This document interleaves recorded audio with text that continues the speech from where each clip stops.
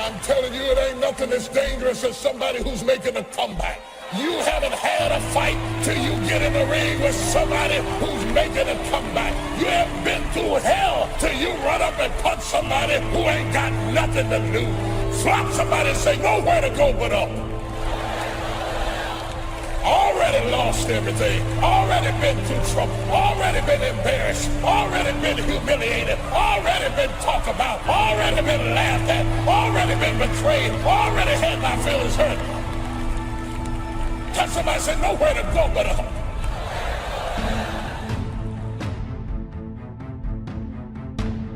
You can start to make a new stretch today. You can sign up for some new classes today. You can start engaging in constructive thinking today. You can make some life-changing decisions today. See, you don't ever have to be the same again, only by choice. And while you wait for prices to come down, I would go to work immediately and quickly on the refinement of your own thinking and the refinement of your own disciplines, and watch how quickly the equity of that starts to grow. Now, this is called dealing in straight talk.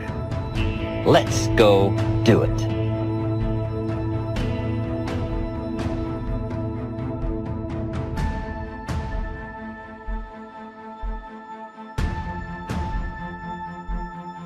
What's the first thing they say when you get on an airplane before they take off? Fasten your seatbelt. Why? Because you will experience some turbulence before you reach a comfortable altitude. The only way to get unstuck is that you need something stronger, something greater, pulling the thing that is stuck. Because there's some people today that you're single and you feel like you're stuck. You feel like you're at a halt. You don't feel like you can progress in life. You don't have to be popular to be powerful. I ended up going to dinner with, becoming friends with, eating with, fellowshipping with people who started out hating me. I had the capacity to withstand their hatred and the capacity to embrace their friendship. I understood that time defines you. Some people will understand you later. I didn't have the help I needed. I didn't have the money to do what I was doing. I didn't know anybody. But I knew one thing. I'm not in this thing by myself. It's not about perfection, it's about progression. But some of you right now, you've got it in your mind. The only way I can progress is if I get a partner. Oh, but friend, you need something bigger than a partner to pull you out of this season where you feel like you're stuck. Guess what you need? You don't need a partner, you need a God-given purpose. We all go through times where it doesn't feel like we're making progress. We're being our best, but not getting good breaks. The problem hasn't turned around. When we're not getting our way, we're doing the right thing, but we're being overlooked. Our friend got married, but we're still single. We're working harder than our coworker, but they got the promotion. We feel overlooked, undervalued, forgotten. These times of isolation where you're not being celebrated are extremely valuable. Nothing may be changing on the outside, but something's happening on the inside. Your character is being developed. You're learning to not depend on people. You're gaining experience, maturity, strength that you'll need to go where God is taking you. This is what I found out being a professional alone person. It's okay to be alone. I get over 1,000 messages every single day. And a lot of people write to me saying, Ralph, I just can't seem to find anybody I can get on with. And I don't like it. It's okay to be alone. The reason why a lot of people experience a lot of loneliness is because they are in resistance to being alone. Because being alone is frightening for the majority of the human race. You got to be with yourself. You got to go within. A lot of stuff is going to come out. That's why a lot of us, we want to always be with friends. But if you continue just to follow the crowd, you will only go as far as the crowd. Life situations is to use the illustration of the seasons. Number one, you cannot change the seasons until you get your own planet. All of this has been set in motion. But here's the next piece of information. You can change yourself. You can't change the seasons, but you can change yourself. Life and business is like the changing seasons. Frank Sinatra sang, life is like the seasons. First, learn how to survive the winter. Speaking of life in its simplest aspect, the first key to learn in your life on the spinning planet is to learn how to survive. Now, there's all kinds of winters, right? The winter of the calendar, right? The winter of the actual season. But then there's financial winters and social winters, personal winters. But we understand those because we've all been through it. Now, here's the key on the winters. Some are long and some are short. Some are easy and some are tough. But they always come right after harvest, right after fall, autumn. So we cannot rearrange the coming of the winters. But here's what we could do. Get stronger, wiser, and better so that we can survive better. And our life will be less eroded by learning to handle the next winter of a divorce, the next winter of an illness, the next winter of a death in the family, the next winter of a loss financially, the next winter of a crisis of whatever kind, to be better equipped. So here's the key, to learn the seasons so that you can approach it all in a very intelligent way. So you must think negative when it's positive. You must think winter when it's summer. Here's some of the best advice. It comes from classic tradition. A great story says, don't build your house on the sand in the summer.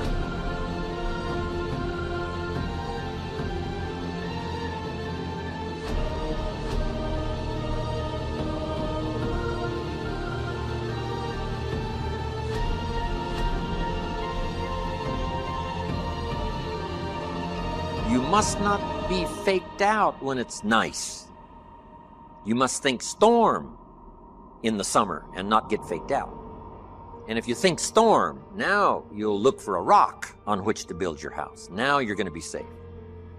So you can't think nice when it's nice. You got to think storm when it's nice.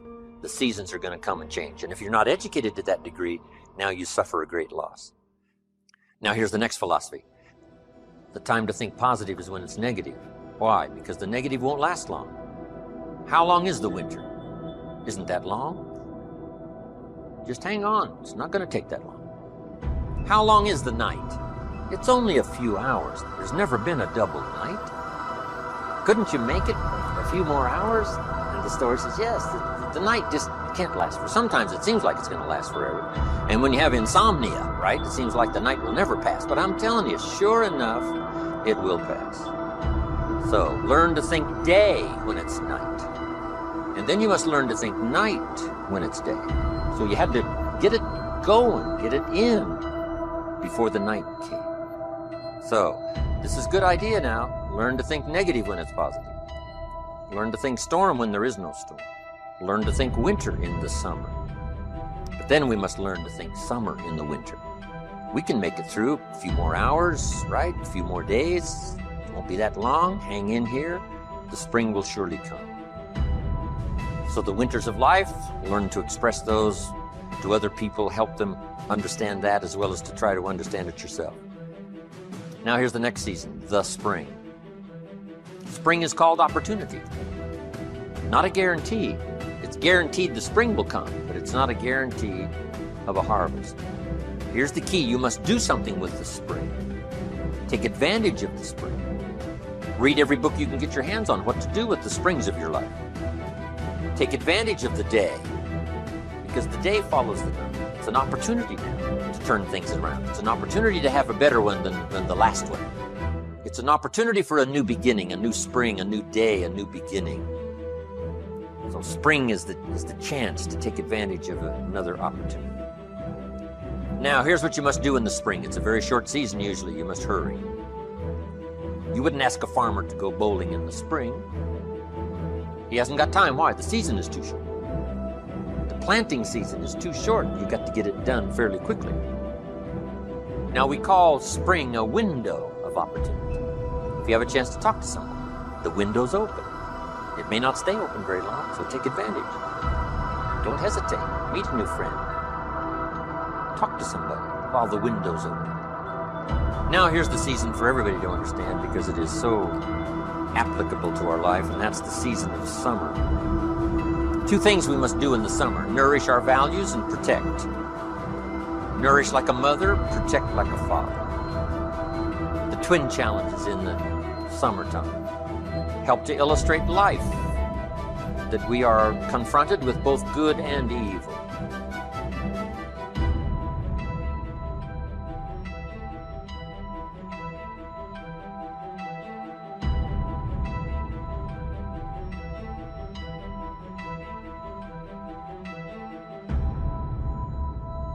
When you're at the top, when you're an owner or you're the leader, there's times where you have to do things by yourself. There's no doubt about that. And if you have a problem with that, you're going to have a problem being in a leadership position. Because there's things that you have to do as a leader. You have to lead from the front. You have to work harder. You have to do extra. And if you're not, that's not good. And if you're working harder, there's going to be times when you're not with anyone else. And you have to be okay with that.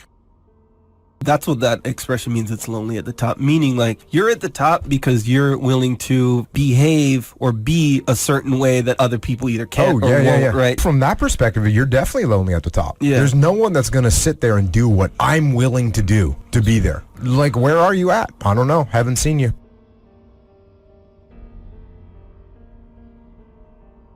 If you want any value at all, come harvest. You gotta press, you gotta be bold. The high life is not for the timid and the shy. Some people mistake timidity for humility. Humility is a virtue. Timidity is a disease. Humility is almost godlike word. A sense of awe, a sense of wonder, a sense of understanding the distance in worth, an awareness of the human soul, the spirit, something unique about the human drama versus the rest of life. A grasp of the distance between us and the stars, and yet having the feeling that we're part of the stars. It's okay to dream, but we must not just become a dreamer. Be proud, but not arrogant. It takes pride to win the day. It takes pride in company, opportunity. It takes pride in group, organization. It takes pride in cause and accomplishment. But the key is to be proud without being arrogant. If you want the audacity to be successful, don't you understand the crap that comes along with that? Like, I wanted the audacity to be in shape. It's come with a lot of crap. It's been a lot of work. You deal with it because it's a very small price to pay for all the phenomenal stuff that you headline read and you aspire to and you dream for. The problem is most of you don't want to eat that shit to get there.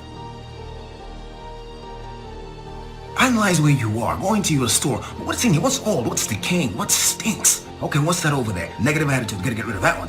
Negative people. We can't hang anymore. You got to go. You can't do this anymore. Fear. Come out of there. What's over there in the corner? Procrastination. What's over there? Okay, bad attitude. All that stuff, get out of there. Throw it out. It's got to go. And what do I need? What do I need to get me from where I am to where I need to go? What do I need? Okay, I need more people who dream like me, who think like me, who can stretch and grow like me. I gotta surround myself with more people like that. All right, good. I need more confidence here. I need to develop more belief in my ideas and in my plans. I've got to do that. What else do I need to get to where I need to get to survival, to live? What do I need? Okay, I'm going to a new place. I need new skills. So this is what it is, inventory. Throw out what you don't need, add what you need. Here's one of the better realistic illustrations, and that's health and illness at odds in your body. Illness trying its best to drive health into a small corner and occupy the territory. And health trying what? To push illness into a small corner. There's this contest going on. Who's going to occupy the territory? If one stays strong, the other is diminished. If the other gains in power, then the other is diminished. So what you must learn to do is cooperate with the positive side of everything in your body and your life. Sometimes we sabotage our own best interest. Because if we get weak, I'm telling you, it moves in, takes the territory.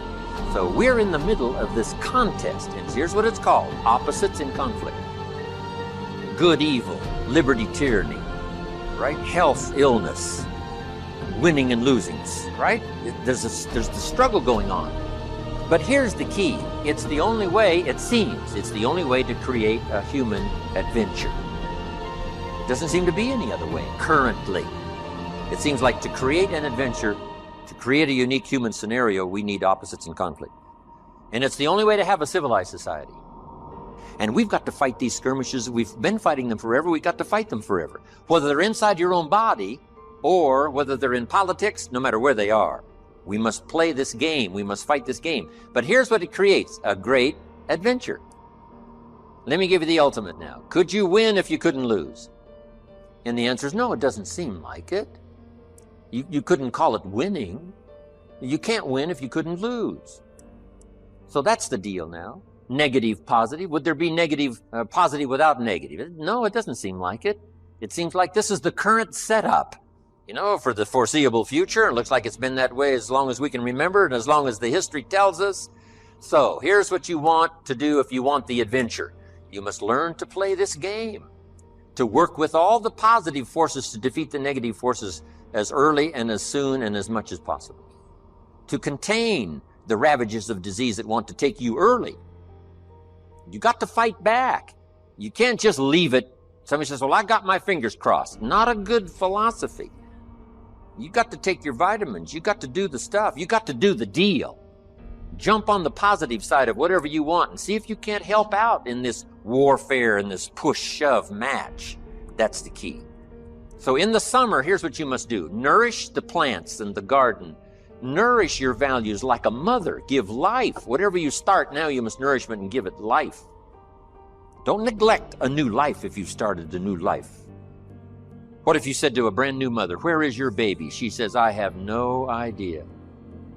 You would say, no, that isn't right.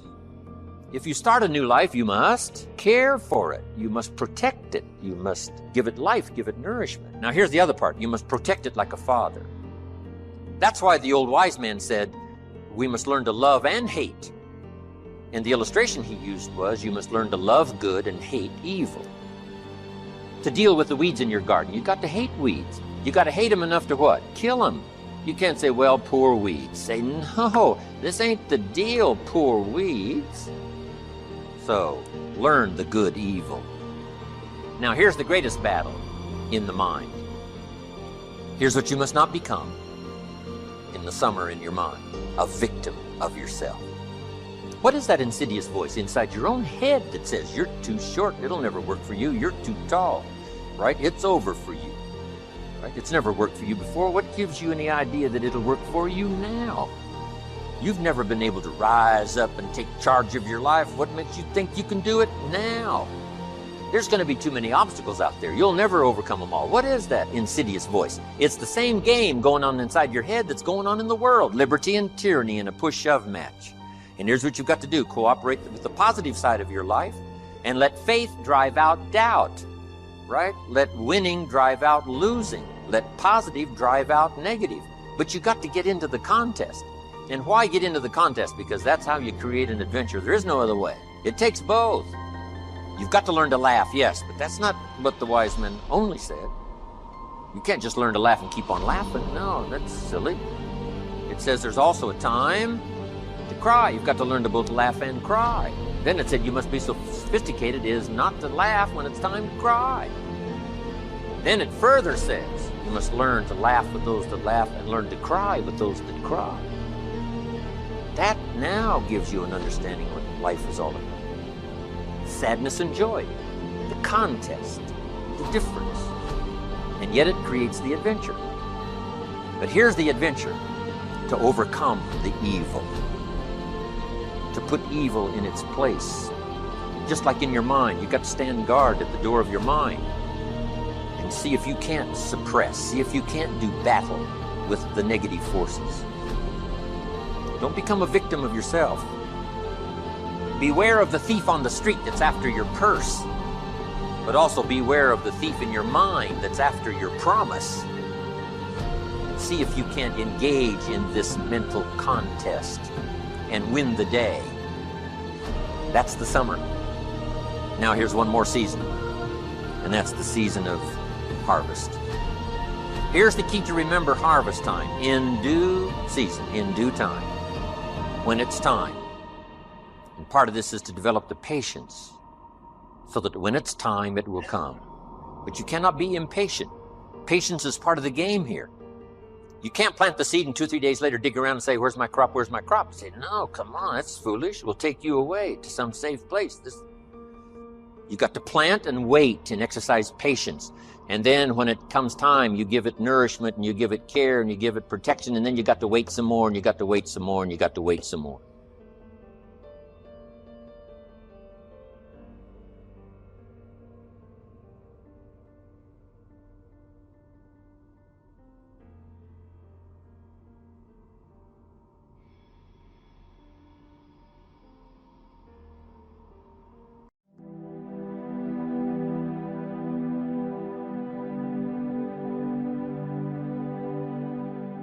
Success, guys, is a very, very lonely road, man. Along that road, you're not going to see too many friends. You're going to see your shadow most often. See, the thing is, for many people, they've tried the same path you're on, and they failed. As you walk this journey, you're going to see carcasses all over the place of people that didn't quite have it. How do you know you're on the right path? Where do you go to ensure that? If today you never say good enough, tomorrow you'll always have enough. It's not the title that makes you. It's not the success that makes you. The character defines the success, defines the fame, and it starts right there. Championships aren't won in the theater or the arena. They're won in the thousands of hours in the training room, in the labs, in the 5 a.m. runs, when it's raining, when everyone else is sleeping. That's when it's won. It's how you look at something. If your name's attached to it, that you do it right, the best of your ability every single time. The heart of a champion is a light switch that's always on. It doesn't go on and off if someone's watching. It's constant. How you hold yourself in the small things of life. Build the character winning blocks of the things that we'll remember for. Isn't it funny how you can find yourself in a state that you're really not supposed to be in? Maybe you're not in a physical cemetery, but you're in a spiritual cemetery. You're just in a dead place. Let me talk to you a minute, because I know you all have never been in a dead place. But I know what it is to be in a dead place. I know what it is to get up and get dressed and put on my clothes and drive to work and nobody know that I'm living in a dead place. I know what it is to paint a smile on my face just because I know you're looking at me and you expect me to smile and keep to myself the secret that right now I am living in a dead place. When you find yourself living in a dead place, you are so excommunicated from everybody around you that it's hard for people to reach you when you're living in a dead place. See, I say if you look at your life, and if you're not getting what you want, you owe it to yourself to do something differently. 85%, they say, of Americans go to jobs that they're unhappy. If you're doing something 8 hours a day that you don't like, it's not giving you what you want, it's not giving you a strong feeling of satisfaction and fulfillment. If that's what it is, you owe it to yourself to start strategically working to change directions. Most people will resist change. Most people will fight change as if change would be worse than what they're experiencing.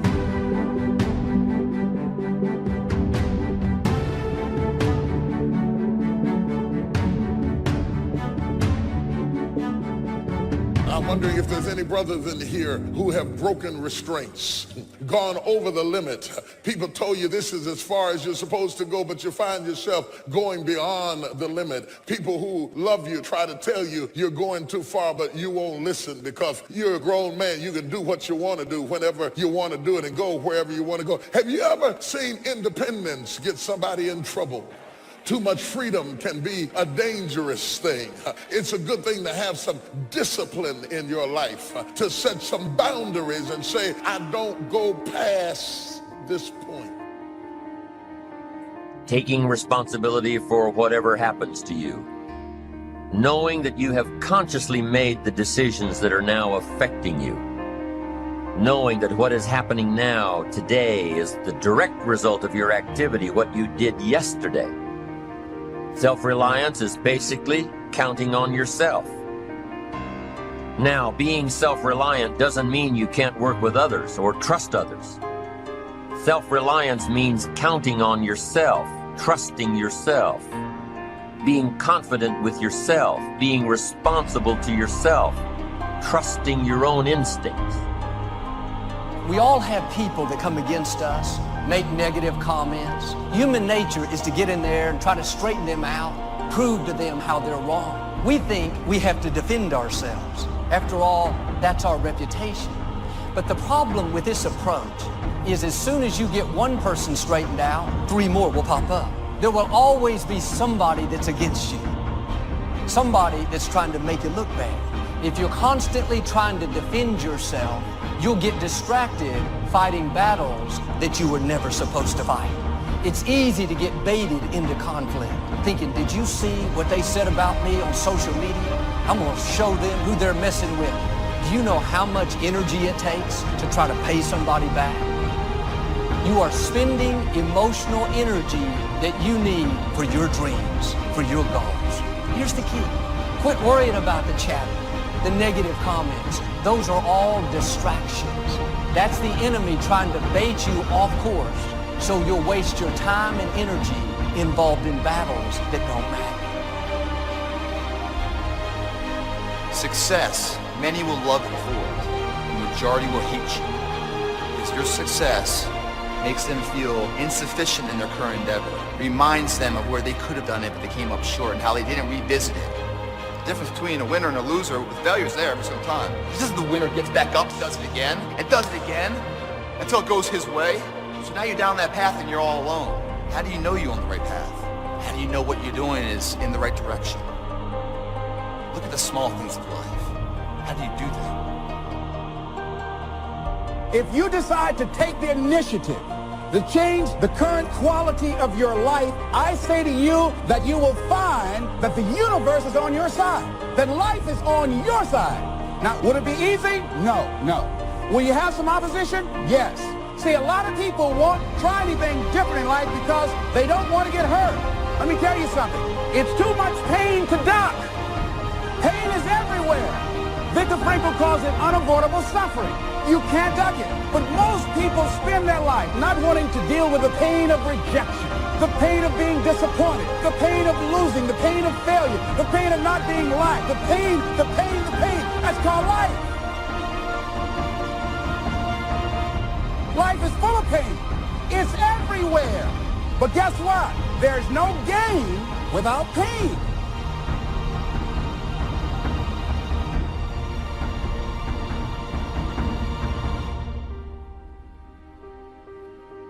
Gestalt psychologists give an example of being self-reliant. They say that you're responsible for getting caught in the rain. They say that by deciding not to carry an umbrella every day, you have made the decision to endure an occasional drenching. Translation? By not being prepared, you make the choice of getting caught in some of life's unpleasant circumstances. Be they rain, failures, economic losses, relationship losses, professional losses, personal losses. By not being prepared, thinking ahead, it's your choice. Now here's the other side of it. By being prepared, you increase your chances of success. You increase the likelihood.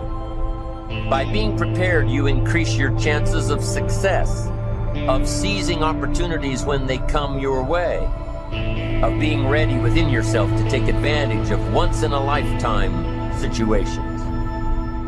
Some people tend to blame others for their mistakes, blame others for their failures.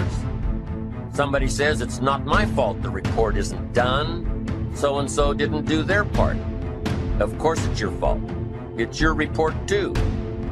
It's your responsibility to see that everyone you delegated work to does their part. Now, you can't control what others around you do, but it's in your own best self-interest, your enlightened self-interest, that you stay on top of things, especially if it's going to affect your future. You think your boss cares that John didn't do his part? You think he sees John as the bad guy? Of course not. All he sees is that the report isn't done, bottom line. Be responsible for the things that affect you.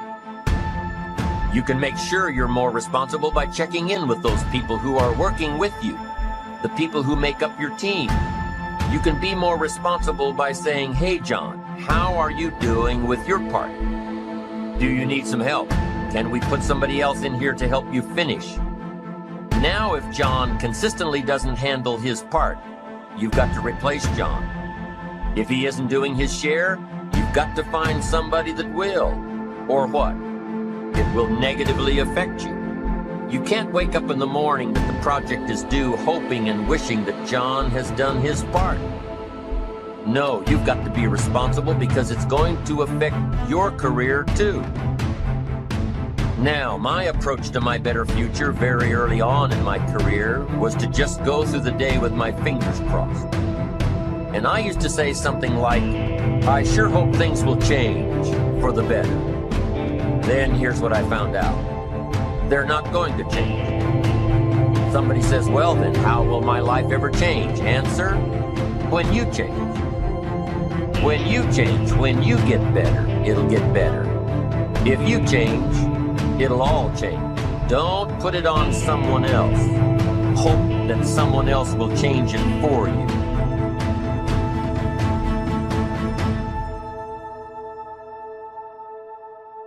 So many of us, we think that Friday is when life begins. We think Friday, when we stop working, is when we can be happy. Can we turn Monday into the new Friday? You ought to wake up every single day of the week. Doesn't matter if it's Friday, doesn't matter if it's Saturday. You ought to wake up and say, devil, not today. It's Monday, and I got a vision for my life. When I retire, then I will be happy. When I can finally cease working. The only problem is, as you start to study research, what you'll discover very, very quickly is that when people retire, you know that the death rate increases? When people retire, depression increases. What if the thing you despise is keeping you alive? The first reason why people hold back in life is because they keep putting their life on the back burner. They keep waiting till later to start living the life that they were meant to live. Because we all think that we got infinite time. We all think that we've got this enormous amount of time. Well, let me tell you something. If you keep waiting to live your life, eventually it's going to pass you by. Eventually, everything that you wanted to accomplish is going to just pass you by if you never find the confidence, or never find the hope, or never find the will, or the belief that says you should try to do this. I see so many people out there that are like, I have a goal, but I can't do that right now. I want to pursue my dream, but we living in a pandemic. I see a whole bunch of people out there who have a dream, but they're too scared to go after it. It begins right now as no one looking, man. How you hold yourself, how you see yourself. What do you do when no one's watching? If you do it then, I guarantee you, you'll be doing it when everyone's watching. Take responsibility for yourself. Take personal responsibility. You can't change the circumstances or the seasons or the wind, but you can change your reading habits. You can change whether or not you go for the skills, burn the midnight oil, turn yourself around, multiply your value by 2, 3, 5, 10. That you've got charge of. That you have control of. You don't have control of the constellations, but you've got control over whether or not you go to night school, take adult classes, learn some new skills. You have control over that. And if you don't, that's your fault. You've got to take personal responsibility.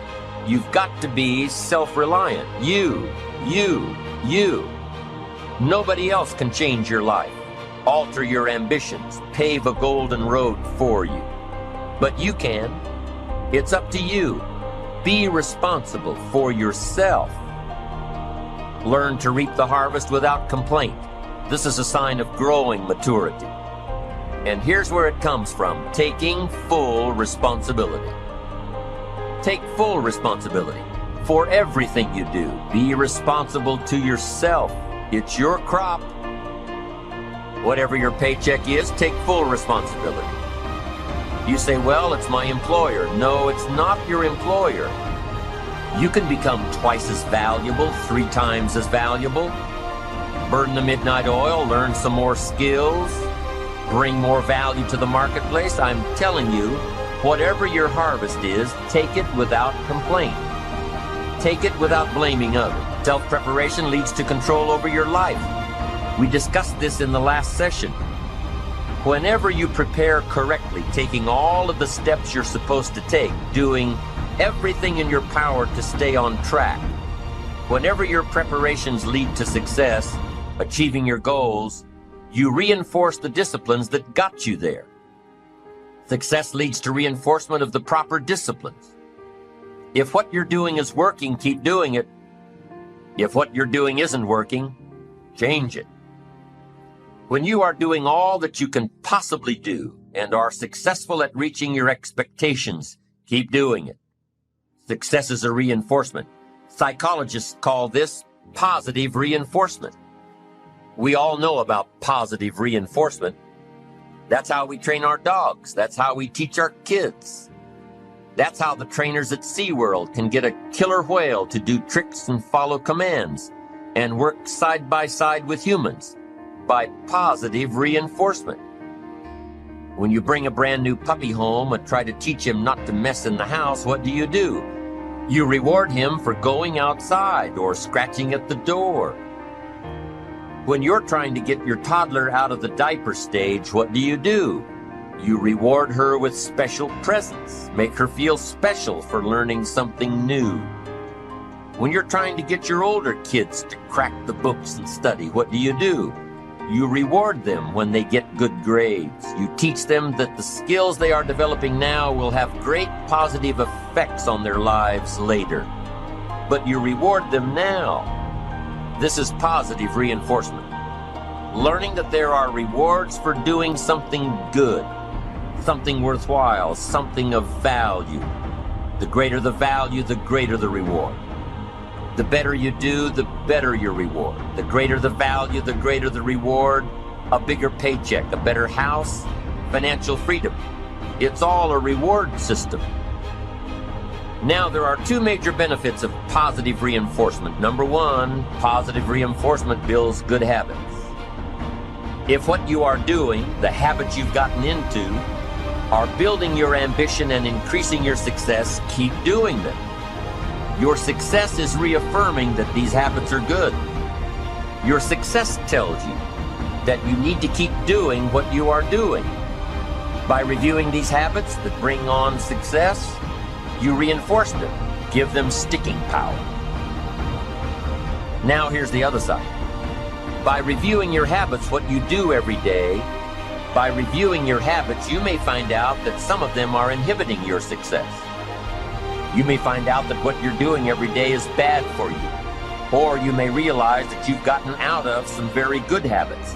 Somebody says, well, I've just gotten out of the habit of taking my daily walk around the block. Well, I guess you'll just have to get in the habit of being sick down the road. Somebody says, well, I used to read the books all the time. I've just gotten out of the habit. Then change it. Go back into your disciplines. If you've just gotten out of the habit, just get back into the habit. It's called discipline. If it doesn't work, don't do it any longer. You can keep your fingers crossed if you want to and hope that it'll all straighten out. You can wish for the wind not to blow quite as severely, to change in your favor, but we call that naive at best. If the habits that you've gotten into aren't serving you, change them. You can't keep doing this any longer. Don't wish for a better wind. The key is to wish for the wisdom to set a better sail. Utilize whatever wind that blows to take you where you want to go. That is the philosophy I picked up at age 25, and it revolutionized my whole life. And here's what I found. I found it was easy. I became a millionaire when I was 31, and I found it was easy. Now here's my definition of easy. It was something I could do. I figure if it's something you can do, it's easy. But here's a little parenthesis. I worked hard at it. I made sure my disciplines were in line. I made sure my habits were good. I made sure I did all that I could. I found something that I could do, but I worked hard at it. I got up early, stayed up late, and worked hard from age 25 to 31. But what I did was easy, meaning it was something I could do. Well, you say, Mr. Rohn, if it was so easy, how come during those 6 years, all those other people around you didn't get rich? Here's why. It's easy not to. How else would you describe it? That's it. It's easy to keep doing the things that don't work. It's easy to keep bad habits. It's easy not to develop the disciplines. It's easy not to. So how come I got rich and they didn't? Here's a philosophical phrase. The things that are easy to do are also easy not to do. That's the difference between success and failure, between daydreams and ambitions. Here's the key formula for success. A few disciplines practiced every day. And those disciplines have to be well thought out. What should you spend your time doing? Don't waste your time on things that aren't going to matter. But a few simple disciplines can change your whole economic future. Future with your family, future with your business, future with your enterprise, your sales career, your management career. A few simple disciplines, a few simple habits, good habits, repeated every day. Now here's the formula for failure. Errors in judgment, repeated every day. All you've got to do is to have a few errors in your judgment and repeat them every day. I'm telling you, they'll spin out of control in 10 years. You'll end up driving what you don't want to drive, wearing what you don't want to wear, living where you don't want to live, earning what you don't want to earn. A few errors every day, bad habits every day, it's disastrous. Now here's why it's easy to repeat an error in judgment. Because failure doesn't fall at the end of the first day. Bad habits don't show their horrible results at the end of the first day, or the first week, or the first month. It's easy to get faked out. If disaster fell on us at the end of the first week, we'd change our philosophy. But it's so subtle. Errors in judgment, bad habits.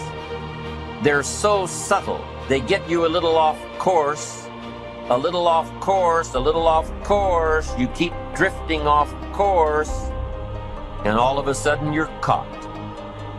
So you've got the choice right now of one of two easies. Easy to do or easy not to do.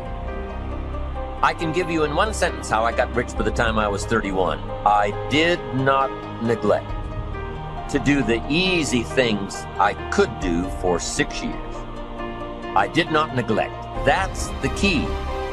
I found something easy I could do that led to fortune, and I did not neglect to do it. The major reason for not having more of what you want in America, more health, more money, more power, more influence, more everything, the major reason is simple neglect. Neglect. And if you don't take care of neglect, it becomes an infection, and then it becomes a disease. So if you're in the habit of not doing it, doing all it takes to get ahead, get in the habit of doing it. Doing all it takes. That's the first benefit of positive reinforcement, building good habits. Now, the second benefit of positive reinforcement is that it creates the energy to fuel additional achievement. It gives you the drive to do more, to not only keep on doing what's right, but to do more of what's right. The disciplines that will help you grow and get ahead of it all. The knowledge that what you're doing is paying off creates more energy to keep going.